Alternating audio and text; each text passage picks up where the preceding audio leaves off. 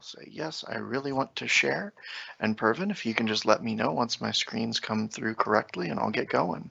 You are good to go. Wonderful. So today we'll be giving an introduction to the Common Data Service. And so from an agenda perspective, we'll do a few introductions. We'll talk a bit about the Common Data Service value proposition. We'll talk about how the Power Platform fits with Power Apps and how that fits with CDS and how that fits with Azure.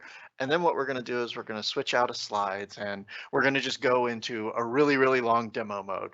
We're going to do demo for almost a half hour. I'm a little anxious just because, oh my gosh, there's so much demo there, but I really hope that it'll help you understand really how the Common Data Service can make your applications amazing.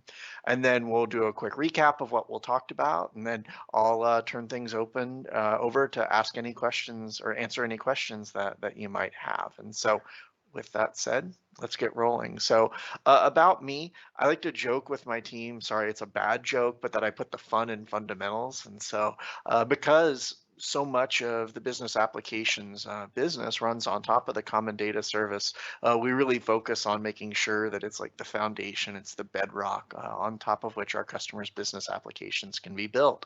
And so I spend a huge amount of time focusing on, I call them the big five, but availability, performance, supportability, security, and efficiency, because those are really the table stakes or the things that everybody expects from a business application platform. The other thing that I think about quite a bit is we have all these amazing assets from Power Apps and from Flow and from Dynamics and from the Common Data Service, and how do we really bring those things together so that people can build very, very compelling end-to-end applications in a seamless and easy way. And so I focus on taking all these puzzle pieces and putting them together into one cohesive larger picture. And I want to let you guys know that I'm here to help. If you ever need to get a hold of me, my Twitter handles is RJ Max, and there my email address is there at the bottom of the screen. Feel free to reach out to me. One quick note though, I do typically lag a day or two behind on email. So if you have a critical live site issue, please leverage our appropriate support channels for those types of things. Otherwise, completely want to help you guys out and make you successful on the Power Platform and CDS. And so I want to learn a little bit more about you. Thank you so much for taking the time to chat with me today, but I really want to learn more about how you guys are building Power Apps and flows and so on and so forth. And so we have a quick little survey. It's really simple. It asks like, hey, are you an Office person or an Azure person or a Dynamics person? Asks what type of data sources you use to build your apps typically. And then we ask whether or not you built an app before on CDS. So if you have a moment, please go in and complete this survey so that I know a little bit more about you.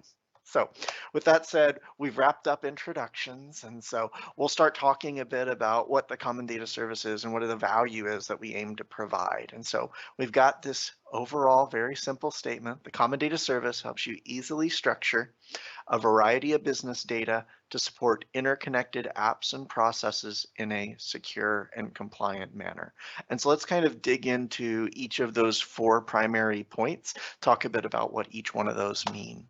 So the first one, it easily structures. So CDS makes it very, very easy to define the structure of your business data. When we see people start to digitize their experiences around gathering data, when they start to digitize the business processes around that data, kind of as a part of an overall digital transformation narrative, what we find is the first step is defining a basic shape to that data. And CDS provides you with a very rich and powerful way of doing that, but also in a way that's very, very easy. The other thing that the Common Data Service aims to do is we aim to support a broad set of different types of business data. And we'll talk about this a little bit more in our demo later. But the thing is, CDS is way more than just a database, right? We support relational data, of course. That's been our bread and butter that we've been doing for the last almost 2 decades now. We also have rich, robust support for files. We have rich support for log data. Rich support for all types of data that we see is actually necessary to build not only business applications, but modern business applications. And one of the things that's really important to us is the way that we do it is to support a set of interconnected applications and processes. When we look at how folks, even in the last, let's say, 3 to 5 years, have approached digital transformation, when they do it in this like kind of very siloed manner. In that, hey, I'm going to spin up some lists or a SQL database or whatever, kind of in this silo, and it solves one business problem. But then when they have another business problem, they spin up yet another app stack and spin up yet another app stack, and you end up with all these little silos that are disconnected from one another. And what the Common Data Service aims to do is it aims to allow you to structure your data and store your data and define your business logic in a way that supports common data service, haha, that can support different interconnected applications and processes so that you can provide a single source of truth across all of this different data. And then the final thing is we aim to do this in a secure and compliant manner. So we're very, very deeply integrated with Azure Active Directory. We're very, very deeply integrated with the Office Administration Center. We have an industry leading set of certifications around compliance and security so that you know when you place your business critical data in the Common Data Service that only the right people will be able to access it under the correct circumstances in a way that allows you to meet your various security and compliance objectives. And so I want to dig now into kind of the difference between the Power Platform, Power Apps, Common Data Service, so on and so forth, because we use these terms a lot. Sometimes we use them interchangeably when maybe we shouldn't. And so I kind of want to separate and distinguish these different items. And I will say we're always supposed to think outside of the box, but at least in the context of this slide, we're going to be thinking inside the box for a little bit, okay? And so the box that I've drawn here, as you can see on your screen, is the Power Platform box, right? And so everything that I'm going to show you within this box is a part of the Power Platform. Now, within the Power Platform, and I will say that I'm a little biased, I see kind of CDS as being quite central to the Power Platform because at the end of the day, we build experiences over data. We build processes over data. We derive insights from data. We derive intelligence from data. And so as a result, I view CDS as being really, really critical and important to the Power Platform overall. And so around CDS, we have, of course, the various consumers or clients of data like Power Apps, Flow, Power BI, and AI Builder that are there for defining your experiences, automating your business processes, deriving insights, or deriving intelligence from the data that's stored in the Common Data Service. And so, as you can see, we have the Power Platform, which is the outer box. We then have the distinct components that provide different capabilities over data. And then we have CDS in the middle, which is our data store for Power Platform. Now, one thing I don't capture here, and I want to make sure that I provide ample coverage or discussion for, is we do have an amazingly rich connector ecosystem that allows you to build Power Apps and Flow, Power BI reports, so on and so forth, over the top of data that does not reside in CDS. However, with some of the things I'm going to show you later today, you'll see there's some really cool things that you can do really only when data resides centrally, when it's defined in a specific way, so that we understand the shape of that data rather than just understanding, oh, data lives over here, oh, actions live over there, so on and so forth. And so the other thing I want to teach or touch on, sorry, real quickly is the relationship between the Common Data Service and Dynamics. Now, many of you have seen this diagram before. Normally, there are all sorts of animations and everything with little dots flowing everywhere, but I guess this is the low budget version of the PowerPoint slide. But within this slide, there's a key thing that I guess I really want to drive home is we have a broad set of Dynamics applications like Dynamics 365 for sales, for customer service, for field service, for project service, for talent, for marketing. All of those applications that I just listed are built on top of CDS natively. And the real benefit of this is when you're looking to digitally transform your business, the first way to do it is via an off-the-shelf application. However, we also realize that applications need to be customized, and we provide you with those capabilities to customize those Dynamics applications that really, if you think about it, they're very, very fancy Power Apps with a bunch of entities and business logic and other things defined in the Common Data Service. We provide you with a way to customize those, but sometimes there isn't an app for that. And so between CDS and Power Apps within the Power Platform, we provide you with ways to build what I call satellite apps, which orbit the Dynamics app, but are in fact separate, or completely standalone separate apps that don't interact with or touch the Dynamics data at all. But key point here is Common Data Service is central to many of the Dynamics applications that you use today, and is the basis around which we customize, extend those apps as well. And so the other question that we get a lot is like, well, what's the relationship between Common Data Service and Azure? And that's a great question. And so I've got a little infrastructure architecture diagram here that I want to show you. And really what it starts with is an endpoint. The Common Data Service exposes an OData endpoint that is consumed by the world at large, right? When we think about like what our Power Apps, our Flows, our AI Builder, our Power BI applications are communicating with when they talk to the Common Data Service, they're communicating with just that OData endpoint. Now, that OData endpoint behind the scenes, we have a load balancer, and that routes requests to a bunch of different types of VM scale sets that we have, some of which host the API, our web servers, some of which handle asynchronous processing in our jobs tier, some of which handle hosting custom business logic in our sandbox tier, some of which handle reporting duties like generating paginated reports using SQL reporting services. However, key point here, single endpoint that is exposed. You don't go interact with, provision, manage, so on and so forth, any of this compute infrastructure. Now you might be saying, well, okay, great, but what about like where you guys store stuff? And that's a great question. And so we also have a very, very broad set of storage technologies that we use within the Common Data Service to store your data in the best and most efficient way. And one of the things that commonly we see folks doing is when they draw CDS, they'll draw like the oil can that looks like a database. And I have to be honest, like this is one of the things that makes me very sad inside, because CDS is so much more than a database, and you can almost see it by no other virtue than just the different technologies that we use to store and persist their data. So for example, a lot of relational data that people store goes into SQL Elastic pools. When you have attachments or files in CDS, those things get persisted in blob. For other types of data in our system, like log data or like some of the data that we use for our mobile offline capabilities, that data gets stored in Cosmos DB. When you enable relevant search and we start indexing data, that data gets stored in Azure Search. So even from just a raw storage technology perspective that we use way, way more than just SQL behind the scenes to make this happen.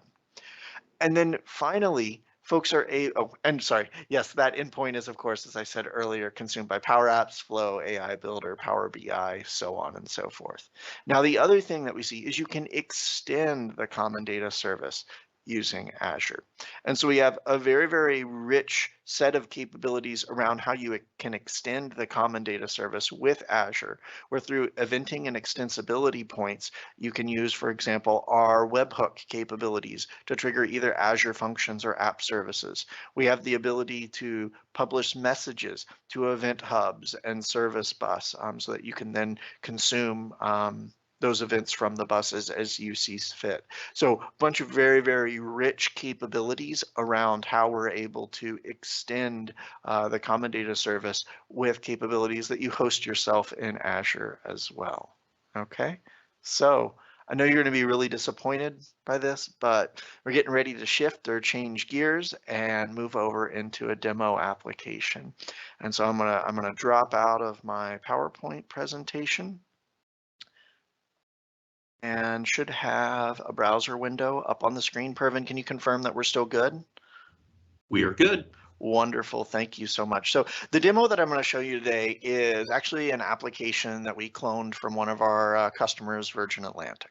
Okay, and Virgin Atlantic, as you know, they're an airline and they handle a lot of transcontinental flights. And so one of their big things is for their passengers, especially for their frequent flyers, they have a set of services in spas where, after a long flight, you can go be pampered or whatever before you hop on your next flight, go to an important business meeting, meet with your family, so on and so forth.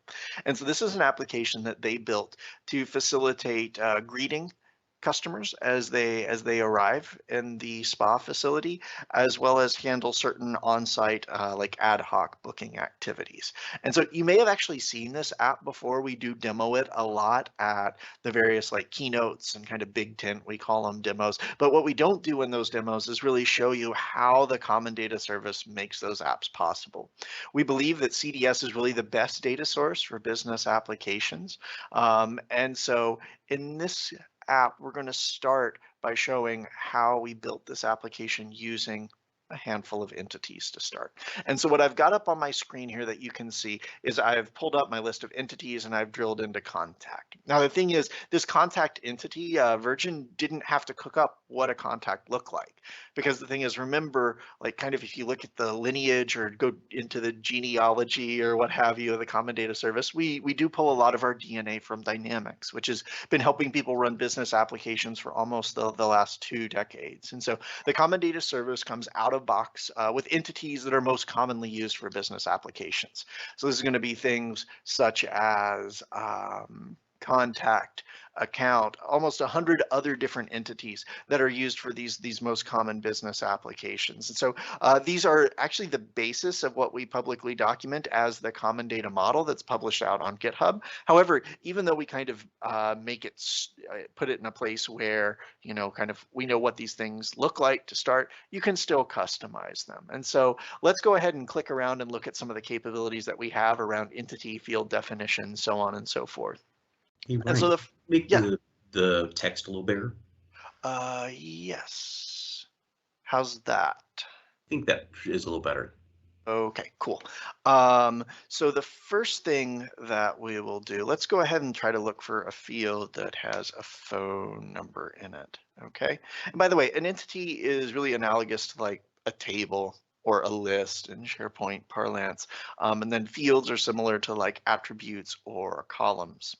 And so each entity is composed of multiple fields. For each field, we're able to specify a data type as well as constraints for that particular field. So these are rich data types that are exposed via metadata, which we then consume via our Power Apps and flows to scaffold like first and best experiences over the top of that data. So as an example, if I have a field which is a phone number, which I've selected here, you'll see that my data type is actually phone number. It's not a number, it's not a string, it's actually a richer, much more tightly defined data type than that. And that helps our apps to understand that, oh, this thing is a phone number.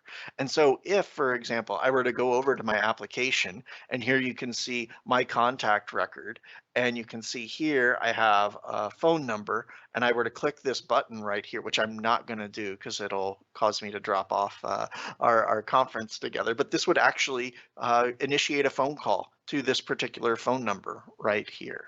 Okay. So another example is I'm able to define basic data validation rules. And so if I go over here and I search for zip code, and I go right here, and then I go to my advanced options, you'll see that this is a text field, but we've also defined a max length on this.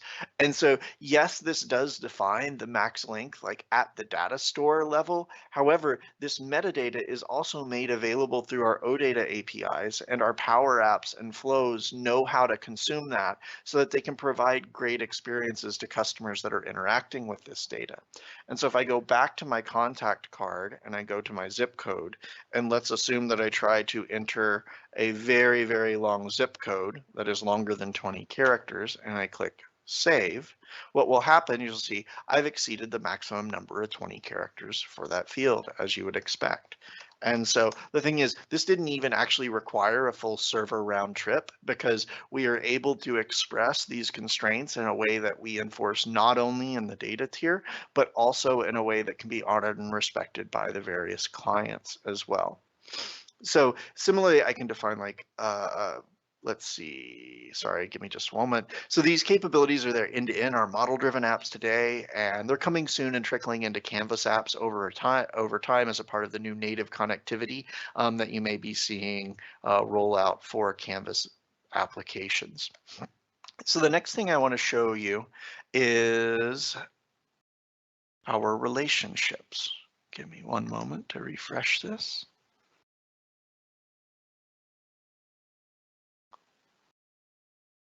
There we go. And so CDS makes it very easy to define relationships between entities. Today, CDS supports one-to-many, many-to-one, many-to-many relationships, and we use these relationships to make joins super easy. So like, for example, if when you've been building your Canvas application and you've gone to like this account contact phone number, what you've actually done behind the scenes there is joined these two different tables, but we use this relationship metadata to make those joins super easy so that you can just use that simple dots type syntax to navigate the relationship. Now these relationships go beyond just our data tier. They're exposed via the CDS OData APIs following the standard OData patterns, and these relationships are actually what power navigation between forms and views and the unified client, and they make it, as I mentioned earlier, easy to retrieve attributes of related entities via Power Apps. They're also used in our business logic, which I'll come back to later. And so here you can see in the Virgin Atlantic application how they have defined custom relationships that exist between the customer and his or her flights, and that you can see they're on the flight member manifest. The relationship between this contact and a questionnaire that like asks health related questions. You'll see this in the app here in a few minutes. And also the relationship between this contact and their various spa bookings as well. So we've talked about data modeling. Now let's start shifting gears and kind of going up a little bit higher into business logic. And this is one of the places where we see that CDS really starts to stand apart from some of the other data stores, in that when I look at like Excel, when I look at SharePoint, my ability to express business logic in the data tier is actually very, very limited. If I look at data stores like SQL, SQL is very, very powerful. However, to implement a lot of that business logic, you have to turn around and involve a developer to build a bunch of complex code. With CDS, we kind of bring that power, but bring it all the way to just regular people, so that we democratize those capabilities so that really anybody can define business logic over the top of the data that's defined in CDS.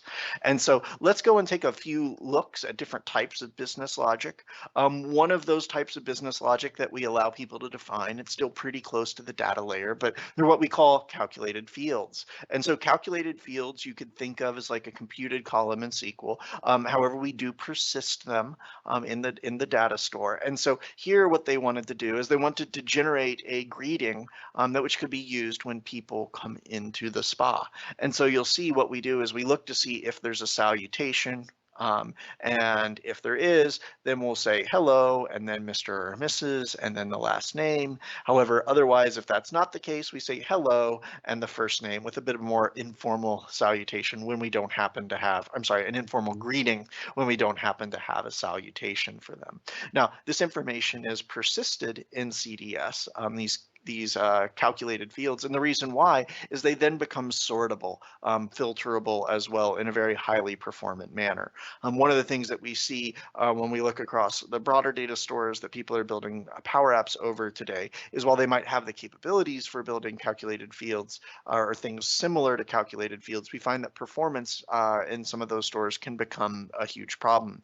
Common Data Service is built for enterprise scale. We have customers today that go all the way up to our maximum limit of 4 terabytes in a single CDS instance. And so this thing really is built from the ground up to support enterprise scale applications. So the next type of business logic that I want to show you, and we're kind of going up the stack in the levels of complexity involved, are roll-up fields. And roll-up fields are aggregate values. They are calculated using an aggregation function such as sum or average or max or min, and they are grouped by a given relationship. And so the thing to remember here is, a few moments ago I showed you the relationships that existed. Here I am showing you how we were able to use use those relationships to compute an aggregate value. And so in this case, Virgin wanted to see how many bookings a given customer had. And so in this case, what we do is we look at the relationship that exists between a contact and spa bookings using the relationship between spa bookings and contact. And then what we do is we use the aggregate function of count. And so what this will do is count the number of spa bookings for a given contact. So you can see, oh my gosh, this person very clearly must be very relaxed and beautiful or handsome because they're in the spa all the time. Because I guess I use this demo all the time, so you're going to think that I've spent a lot of time in the spa. Of course, given the kind of condition of my beard and my hair, you'll know that I very clearly have booked the spa a lot, but never once gone. So anyway, an example of another, once again, fairly close to the data side of things, but business logic that we've defined around this. Now, the other thing though is we also have, oh, I almost forgot a really important thing. The other thing that we're able to express in CDS in a fairly simple and straightforward way are things like hierarchies. This might be common if you were trying to understand like a sales opportunity pipeline by geography, where you start like at the zip code and then maybe go up to the state or province and then up to the country and so on and so forth. We understand how to calculate roll-up fields, understanding that hierarchy, so that we kind of calculate the aggregated values at each level up the stack. So the other thing that's interesting about kind of intelligent, smart business logic is we see that in many cases data quality is a huge problem. And in my mind, as people start by like digitizing experiences, like low quality data can be okay then. But then when you start to automate over the top of that data, if you have low quality data, it becomes a problem because stuff starts breaking in unexpected ways.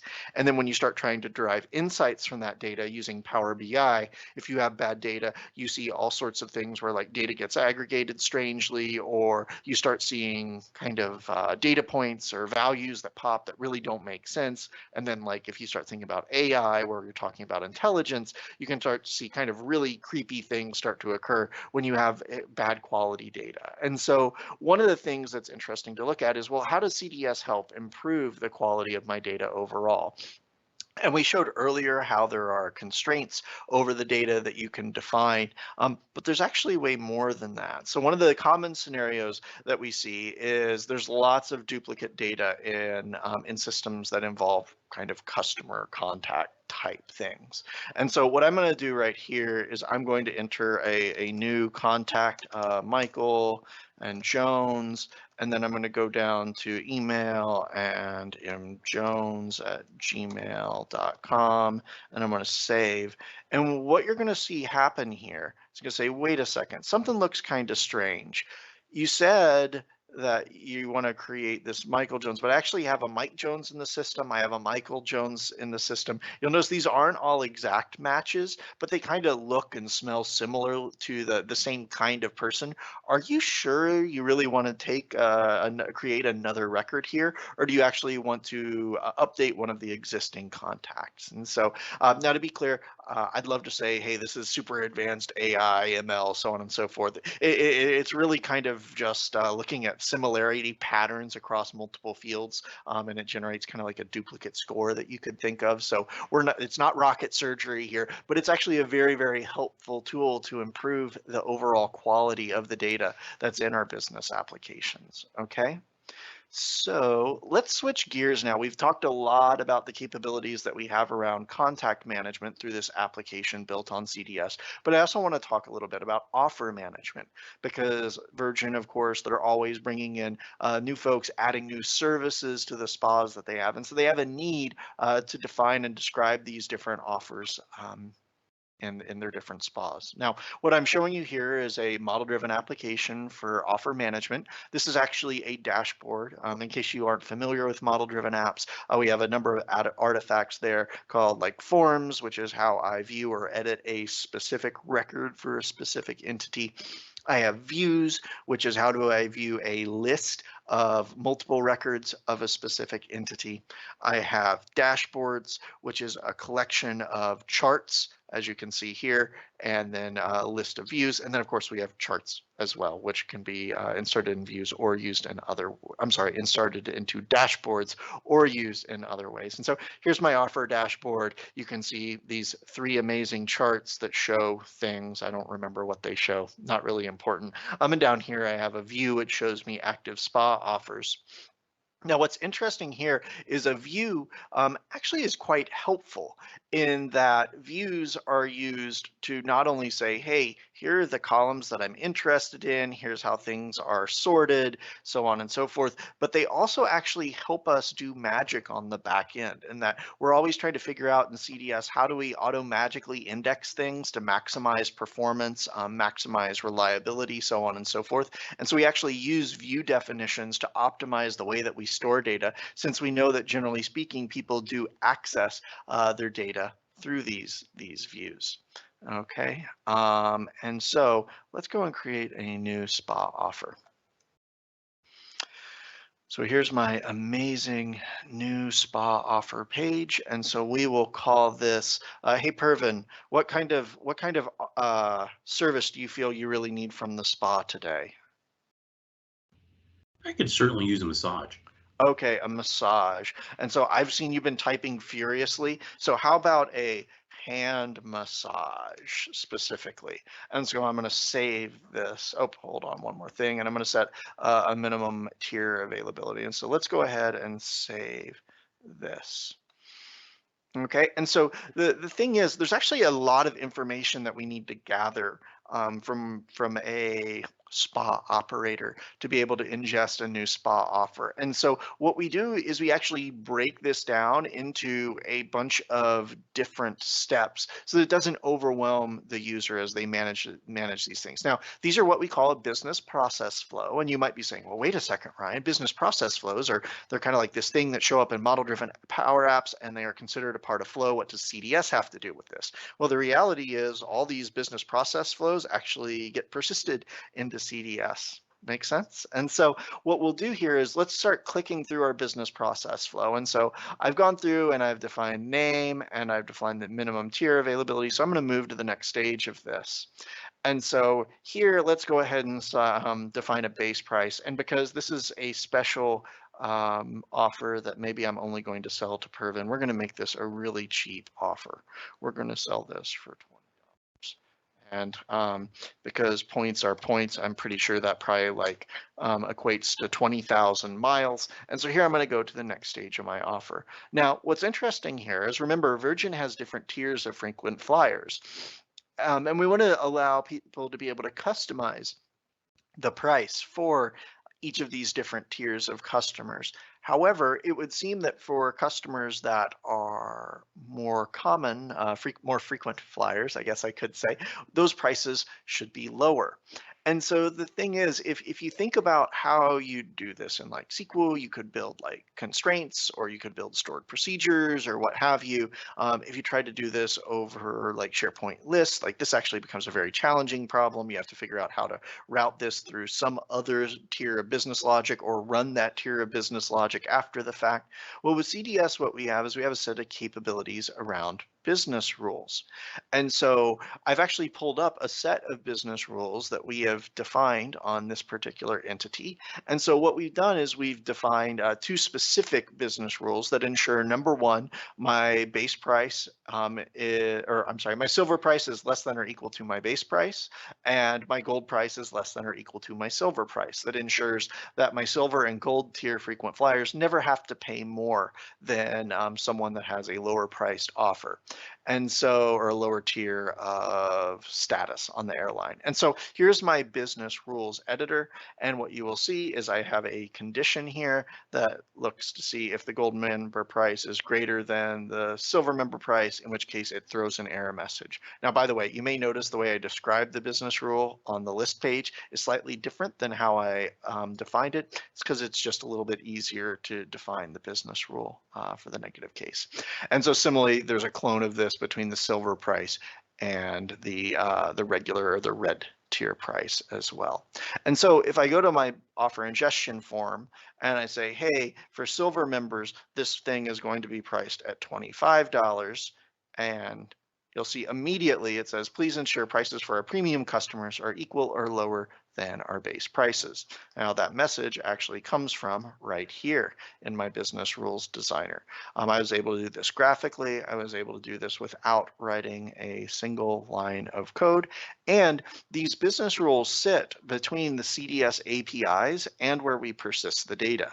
And so what this means is anybody that is interacting with the data that's persisted in CDS will be subjected to, or for any requests that go to CDS, these business rules will be enforced. So like, for example, we see that for systems that don't allow people to define business rules like this, we'll see that they might go through and expose an Azure function that implements their business rule and then turns around and writes to their data source. Or they might expose a flow that they hit, and then the flow implements their business logic, and then it hits the data store of choice. The problem is you can still go and hit that data store directly and bypass all of this business logic. With CDS, all that stuff is kind of as part of the exact same pipeline.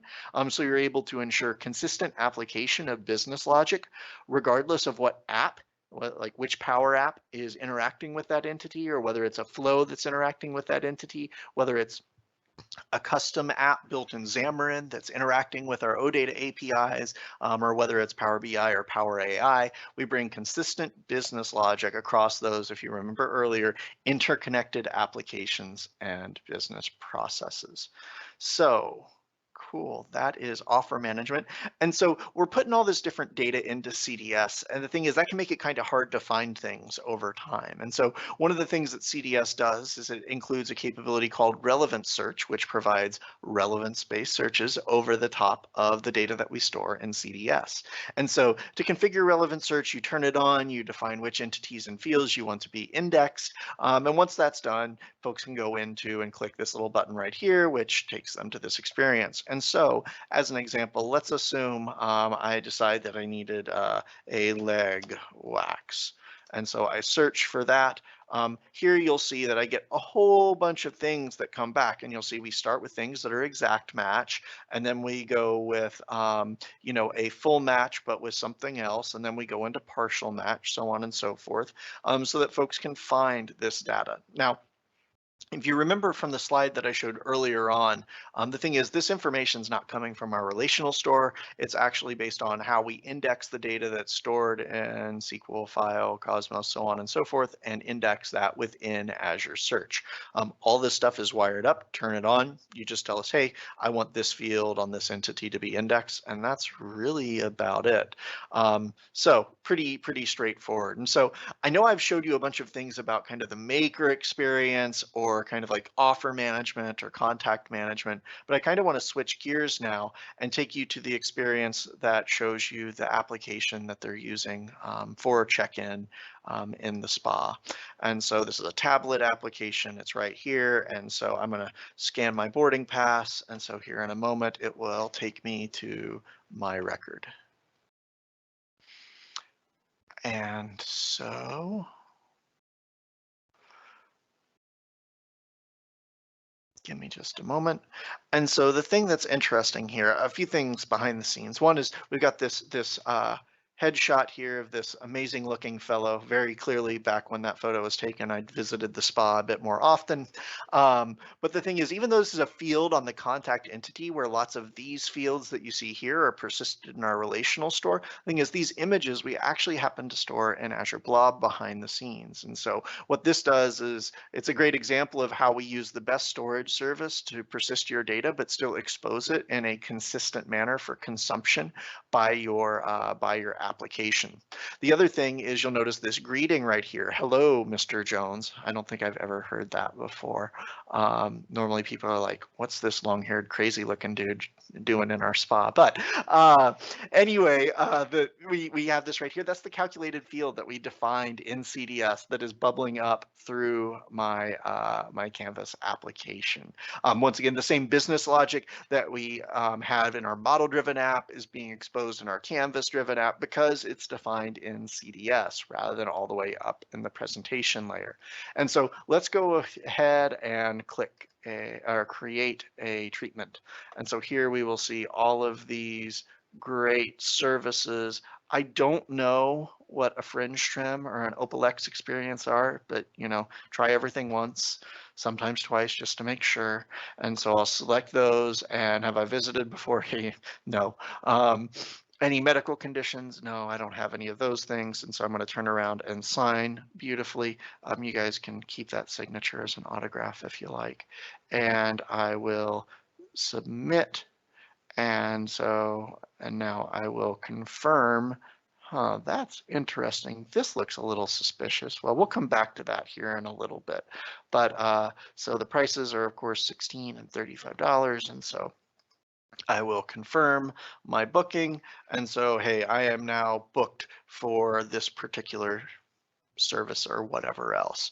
Now, the thing is, what we saw was, these different types of services that people are booking for in the spa. Sometimes they wanted like some sort of confirmation, and maybe receipt isn't the right word, because a lot of times these services are billing them using their points rather than billing them for dollars and cents.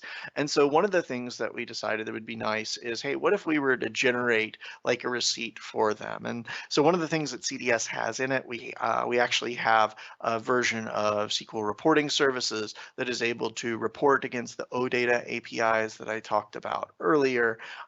And so we also have this capability in CDS in that you can define like super advanced business logic using custom code. You can write this in two ways. One way is you can write C# that implements this thing called the iPlugin interface. The other thing that you can do is you can create custom workflows as well. And so these custom plugins, you bind them against different actions, against entities. So if, for example, I wanted this thing to fire or trigger every time someone created an account or updated a contact or deleted a spa booking, you can actually run this custom code. And that custom code runs in transaction, and it's there as a part of the processing pipeline below the API. So that once again, even custom business logic is applied in a consistent way, regardless of which application or client is interacting with the system. And so what we've done here is we have registered a plugin to run asynchronously. You can choose to register them to run asynchronously or synchronously.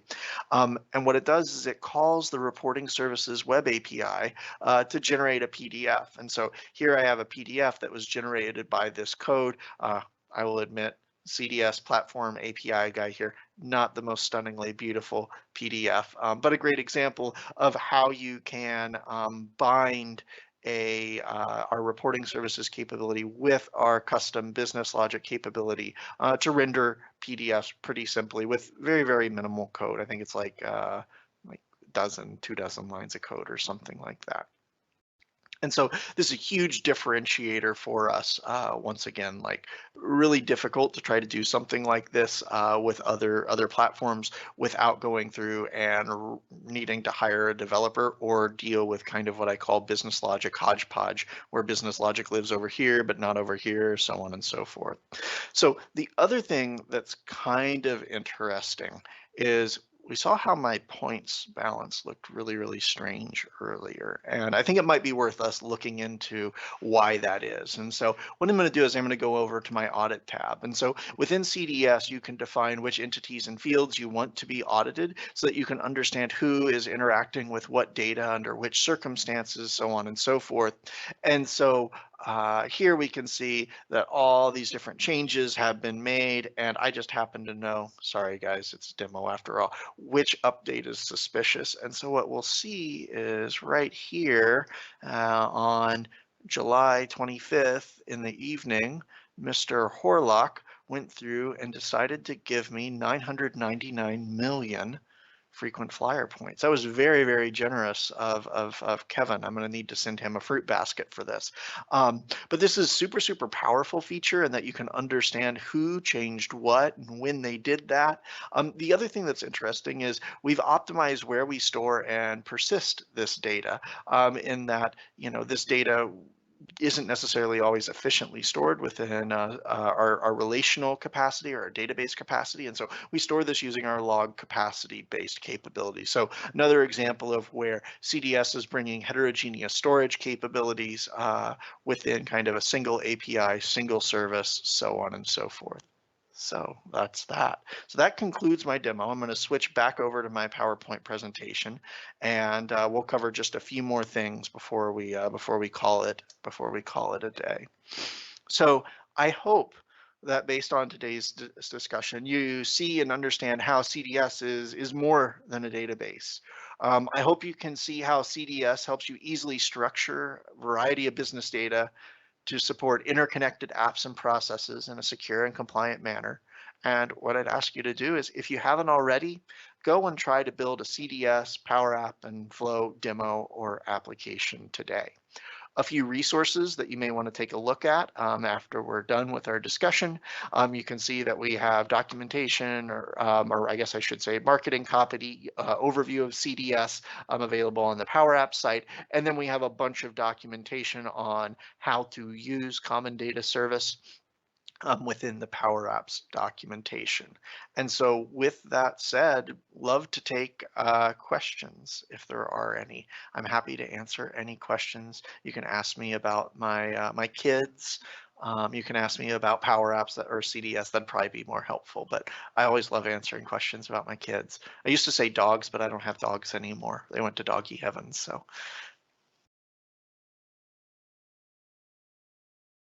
All right, questions, y'all.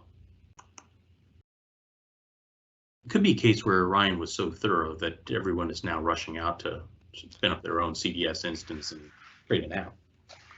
That's my hope. I hope to see a spike in our monthly active users today just because of this call. Let's put a little bit of enticement to there. The best question today gets a Bluetooth speaker. Ooh. Ooh. Can I ask myself a question? No, you are not Oh, eligible. darn. But last week on the call, we did give away one to John Rickerford for asking a really good question. Anyone? He's even taking questions about his kids. Their names are Hollis and Audrey.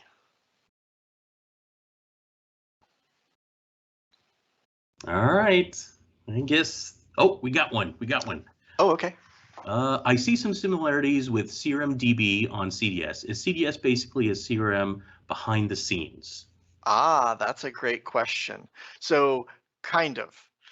Okay, the thing is, there are lots of similarities because what we've done is if we go in our time machine and go back like 3 years, there was no CDS and CRM distinct from one another. Okay, what we've done is we've actually pulled apart the platform capabilities that historically have powered CRM. We kind of pulled those apart and separated them. And so now CRM is an application that installs on top of CDS. Okay, logically speaking, we don't actually allow folks to install CRM onto CDS today for a bunch of complicated reasons I'd rather not get into. But the way of thinking of it is, like a metaphor that I sometimes use is, like the way that we have Windows and then you install Office over the top of it. Similarly, we have CDS and then you install like Dynamics 365 for Sales on top of CDS. However, from once again, like our DNA, the code, like the things that you can do, they share a lot of the same things. And in fact, the bulk of where my team spends our time on a day-to-day basis on those 5 fundamental things are actually around people who are running CRM on top of CDS using the Dynamics 365 for Sales or customer service applications. So great questions. Great question, just maybe a little bit flipped. So I hope my answer was helpful and that I was able to answer it for you. All right, now they're starting to come in. Good session, really clear presentation. Could you briefly explain CDM? Ah, yes. So the CDM is a modular definition of schema for commonly used entities that are used in business applications. Okay. And so when we look at CDS, CRM, so on and so forth, one is a lot of what's in CDM actually was derived from how CRM and the Dynamics applications have historically been built. Okay. But what we find is people need to be able to shuffle data in and out of CDS, CRM, so on and so forth. People need to have ways to report over this data and things like Power BI. They need a way to define the structure of this data so that if they export that data to, for example, Azure Data Lake, the data has a common structure, schema, so on and so forth. And so CDM is that schema definition, right? So one of the questions that I then get as a follow-up usually is like, what is the difference between the common data model and the common data service? The thing is, the common data service is in fact a service. It is a thing that runs, and the CDM is instantiated or hydrated, if you will, within the common data service. You could, if you so chose, try to hydrate the common data model into other data stores as well. We have lots of customers who do this in Azure Data Lake today. But you can think of the CDM as a definition of schema, while the common data service is an actual running service into which that schema has been materialized or is instantiated. I hope I answered your question. Hopefully. I also responded to the same thing. Okay. Next question is a two-parter from Aaron. I've heard that the Common Data Service connector for Flow and Power Apps is supposed to replace the Dynamic CE connector for Flow and Power Apps. Is this the case? And the second part to that question is, if so, is this the same as for Logic Apps connector?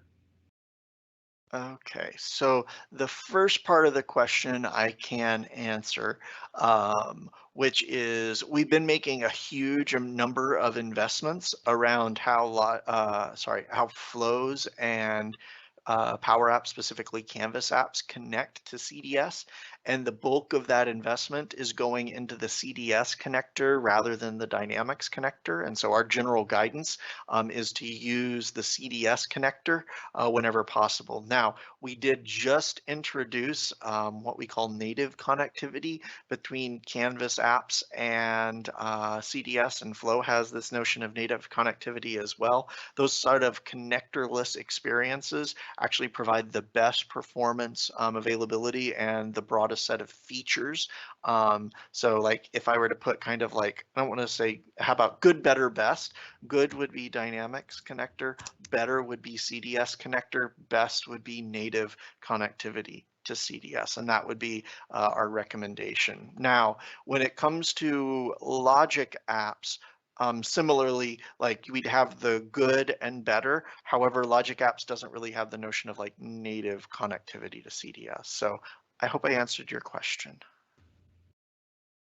Next question was, what is the implications of migrating from an on-premise 365 instance to a CDS model? Any migration required? So I think that the question, there's kind of two ways that you could look at that. One would be if you're running like Dynamics on premises and you use 100% custom entities and you don't take any dependencies on kind of the Dynamics part of that on-prem deployment, like use opportunity or lead or the forms or views associated with those as one example, then you should be able to take that solution and import it to CDS instance and be good to go. Now, if you have used, for example, some of the parts of the Dynamics application, like as I mentioned earlier, opportunity or lead in the sales scenario, or maybe for service you're using case, then what you would do there is you would actually need to have Dynamics in your online environment. You would need to be appropriately licensed for Dynamics. However, that Dynamics 365 online environment would be running on top of the common data service from the get-go. So hope that answered the question and kind of the two different pivots that are available to you there. Right. Next question from Ron Harris. How do we know if Dynamics 365 for Sales is running on CDS for older clients? So if you're online, at this point, every customer except for our Dynamics in Germany, the German sovereign cloud, all of them are running on, all of our online customers are running on top of CDS at this point. We completed that migration back in the spring timeframe. So everybody upgraded, if you will, as a part of the April release wave. Okay. And the next question is from Thomas. Tomas, will we be able to use the full CDM schema with Power Apps plans in the future? Not necessarily, because today some of the things that we document in the common data model are what we call restricted entities, and restricted entities require you to have a Dynamics license to interact with them. So not at this time. And one more question from him. Are there any plans to open CDS Integrator to third-party integrations? I would need to ask a follow-up. When you talk about CDS Integrator, are you referring to the Get Data experience where you're able to bring data into CDS? Well, wait, sorry, I know I answered a question with a question. How about this? If the answer is yes, then what you would do is you would build a connector and participate in our connector partner ecosystem. And yes, there are lots of third-party connectors. In fact, the majority of the connectors that we have available are third-party today. So if the answer was yes, then yes, you can participate there. Other ways that the ecosystem can interact with CDS, of course, solutions. If you're familiar with Dynamics, work with CDS the same way that they always have.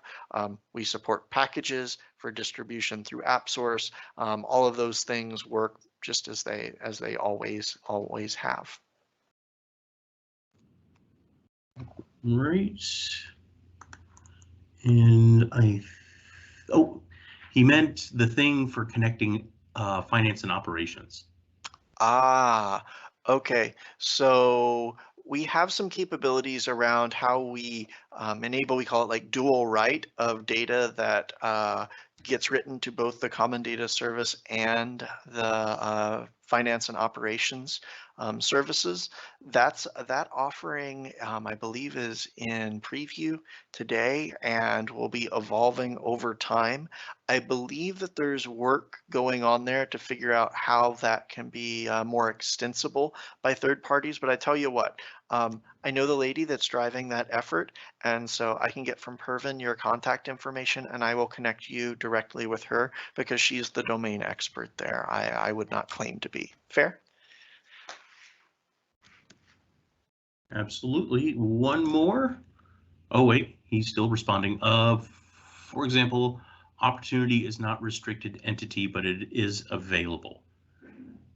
I think this is related to the original question. Will we be able to use the full CDM schema with Power Apps and plans in the future? Yeah, so like opportunity is not a restricted entity, but for example, goal is. Okay. So there are restricted entities that require Dynamics licenses to work with them. I apologize if I was unclear. Opportunity is not a restricted entity. However, you do have to have a Dynamics license to have an environment in which the Dynamics 365 for Sales app is installed, which includes the opportunity entity. Whew, that was a long answer. It was. Sorry, you kept me honest though, Thomas. Thank you. I think we've covered all the questions so far. I will give one more question and then we'll let Ryan choose which one was the most thought-provoking. Okay. Anyone last call for questions? All right. Ryan, which one stumped you today? I wouldn't say stumped you. Which one made you think a little bit? Oh gosh. I think I tell you what, I'll give you I'll give you two choices, Pervin, and then you can pick. Oh, So okay. either the restricted entity question, since I had to give like a 3-minute answer to it, or the connector question. So you can pick between the two. I think the restricted question was more thought-provoking because a lot of people don't realize when you get CDS about the licensing needs if you are to use those restricted entities. So I personally think that that's the one, and especially since it made you give a 3-minute answer. Okay, then that one it is. All right, Tomas, we will certainly circle back with you after the call. And for those of you who have attended the call, we've certainly had quite a few bit of people. Thank you so much. We will be back on next week, same time, 10 o'clock Pacific time, and we will have the two guys from Power Addicts. We'll have Daniel Laskowitz, and we'll also have Anton Robbins, and they'll actually show how to use app for Outlook, and whether you're using Power Apps or Dynamics. So we will have this recording published up next week around Monday timeframe. So if you didn't get a chance to watch this live, you can always watch offline and certainly share it with all your other friends. These webinars are free for everyone. We want to make sure that everyone gets full blast from the fire hose. So with that said, I thank Ryan Jones for popping in for an hour and a couple of minutes, and all the people that were on live. Again, feel free to go to community.dynamics.com under webinars, and we'll have this recording published. Thank you so much, Ryan. Thanks, guys. Appreciate your time this morning. Have a great one.